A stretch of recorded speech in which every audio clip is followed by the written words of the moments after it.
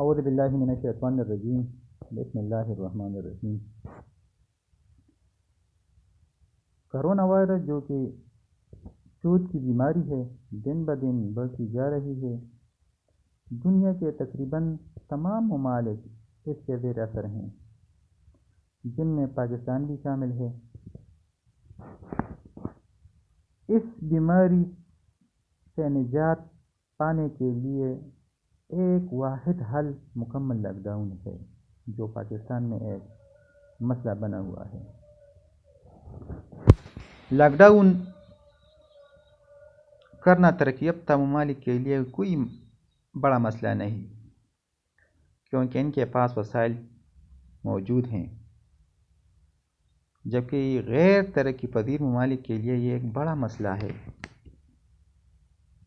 کیونکہ ان کے پاس وسائل نہیں ہوتے۔ اور پاکستان کا شمار بھی غیر ترقی پذیر ممالک میں ہوتا ہے، اور یہاں بھی لاک ڈاؤن ایک بڑا مسئلہ بنا ہوا ہے۔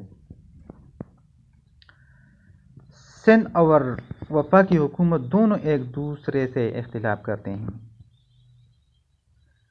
جس سے پریشانی صرف عوام کو ہو رہی ہے۔